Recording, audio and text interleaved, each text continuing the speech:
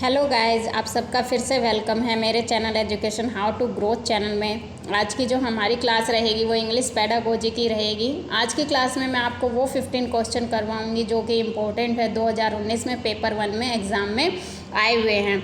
So friends, इस video को and तक देखना मत भूलिएगा क्योंकि पता नहीं लगता कब किसके एग्ज़ाम में कौन सा क्वेश्चन रिपीट हो जाए।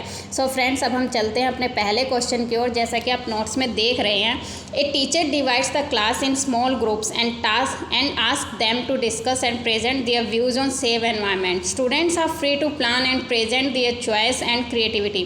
The teacher is facilitating them as and when required which approach method is followed in the class. एक टीचर है जो कि अपने क्लास को ग्रुप में डिवाइड कर देता है और एक टॉपिक दे देता है कि इस पर डिस्कस करो, और उन्हें पूरी फ्रीडम है वो अपने डिस्कस करके ग्रुप में अपनी चॉइस से, अपनी एक्टिविटी से उसका रिज़ल्ट निकालें। तो ये कौन सा मेथड फॉलो कर रहा है टीचर क्लास में?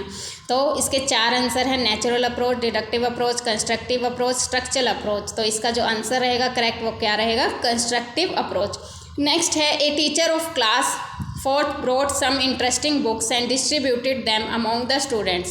Then she said, today let's have fun and read these books for our pleasure. This reading is called. तो क्या है, एक टीचर है, उसने कुछ बुक्स खरीदी हैं और स्टूडेंट्स में डिस्ट्रीब्यूट की है, और उन्होंने टीचर ने क्या बोला है स्टूडेंट्स को कि हम आज थोड़ा इन बुक्स को रीड करते हैं आराम आराम से, ठीक है। हैव अ फन मतलब ज़्यादा प्रेशर ना लेकर। तो इस रीडिंग को हम क्या बोलेंगे? Intensive reading, extensive reading, pre reading या पोस्ट रीडिंग? इसका जो करेक्ट आंसर रहेगा फ्रेंड्स वो क्या रहेगा?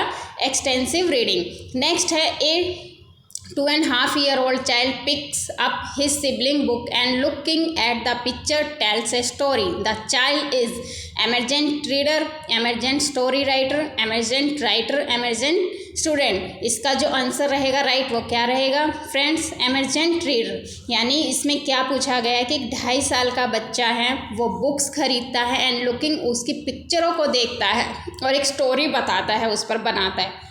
तो क्या कर रहा है चाइल्ड? कैसा रीडर है? Emergent reader. नेक्स्ट है, a teacher of class 3rd finds that some students understand the concept more clearly when she explains them orally.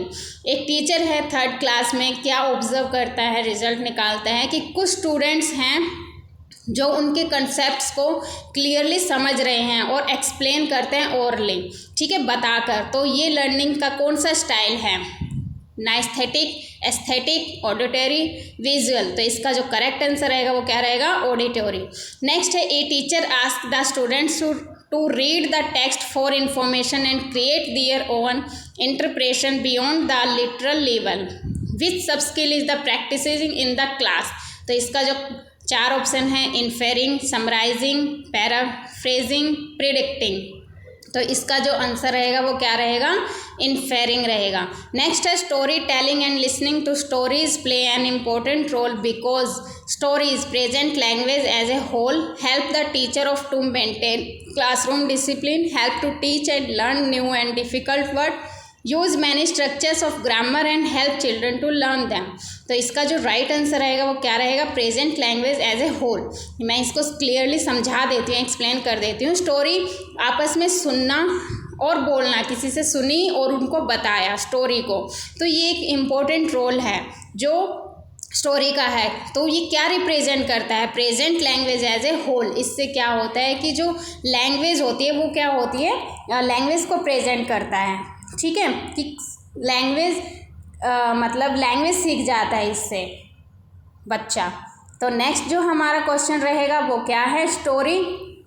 Before starting a new chapter on the honest wood cutter, the teacher started a discussion with the students on honesty.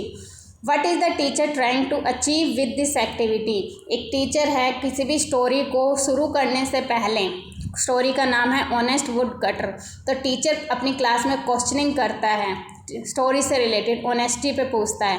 तो story बताने से पहले teacher कुछ questioning करता है, तो उसे क्या बोलते हैं? Activate student previous knowledge, assess students level of language and its uses, activate students attention, activate student skill. तो इसका जो करेक्ट आंसर रहेगा वो फर्स्ट रहेगा, एक्टिवेट स्टूडेंट्स प्रीवियस नॉलेज। मतलब कि जो टीचर है वो क्या चेक करना चाहता है कि बच्चे को पहले से नॉलेज कितनी है।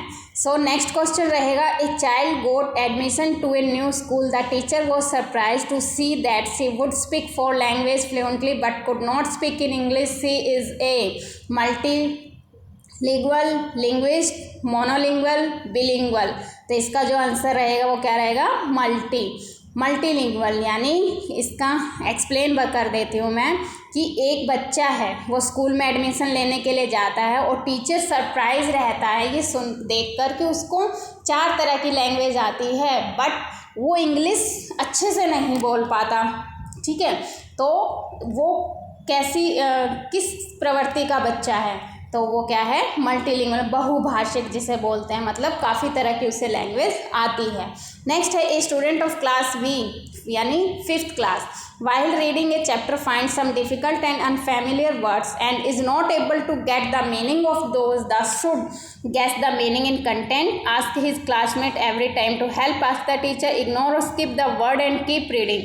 तो इसका जो करेक्ट आंसर रहेगा वो क्या रहेगा, guess the meaning in content।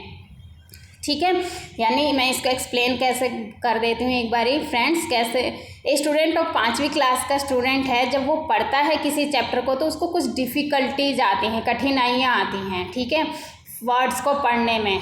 ठीक है, तो वो क्या है, उनका मीनिंग निकालने में एबल नहीं है, समर्थ नहीं है। तो इसका जो आंसर रहेगा वो क्या है, guess the meaning in content.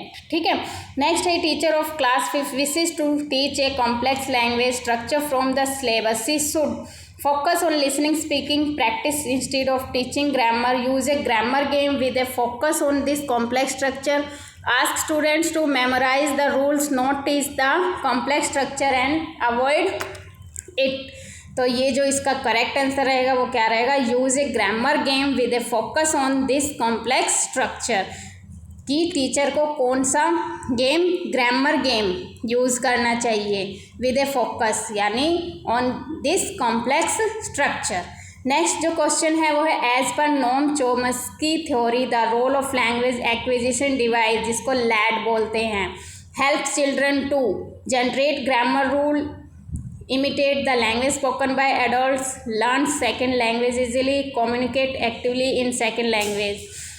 जो चोम्स्की की थ्योरी थी, नोम चोम्स्की फिलोसफर है, जो इनकी थ्योरी थी ऑफ, जो इनका रोल लैंग्वेज एक्विजिशन यानी डिवाइस जिसको हम लैड बोलते हैं, इसमें बच्चा क्या होता है, भाषा ग्रहण करता है। ठीक है, इसकी हेल्प से, लैड की हेल्प से जो बच्चा क्या सीखता है, ग्रामर के रूल सीखता है। तो इसका जो फर्स्ट आंसर रहेगा। नेक्स्ट है, which of the following statement is correct, इन चारों में से हमें करेक्ट स्टेटमेंट बतानी है, कौन सी सही है। तो इसका जो, as a teacher you would like to give a list of English words on the very first day, children come to school with a treasure of experience and their mother tongue act like a resource in learning English. Next है, children's first language in a hurdle in learning English. Next है, it is difficult to teach English as they use their first language in every aspect and ignore English. जो इसका जो correct answer रहेगा, जो correct statement है वो है सी, जैसा कि आप नोट्स में देख रहे हैं। इसका जो आंसर है बी है, सी ना होकर। तो चिल्ड्रन कम टू स्कूल यानी चिल्ड्रन सबसे पहले स्कूल आता है, फिर वह एक्सपीरियंस लेता है, अपनी mother tongue act like as a resource in learning English, वो अपनी मदर टंग को छोड़कर इंग्लिश सीखना वो करता है। ठीक है, तो ये करेक्ट स्टेटमेंट है। बाकी आप 3 ध्यान से पढ़िएगा, ये इनकरेक्ट ही हैं।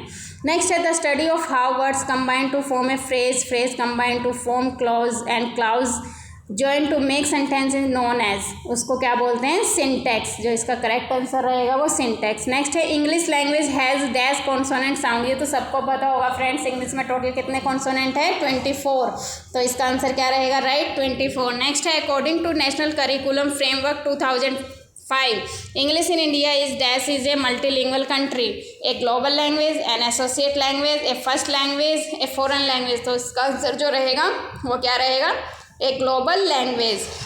जो 2005 का राष्ट्रीय पाठ्यक्रम था उसमें क्या था, बहुभाषिक, English is in India is dash in A multilingual country, एक ग्लोबल लैंग्वेज को रूप में माना गया था। सो फ्रेंड्स, आपको मेरी वीडियो कैसी लगी? अगर आपको मेरी वीडियो अच्छी लगी है तो आप मेरे चैनल को लाइक और सब्सक्राइब कर सकते हैं, ताकि मैं अपडेट लाती रहूँ। और आपको मेरी वीडियोस के नोटिफिकेशन मिलते रहे। Thank you.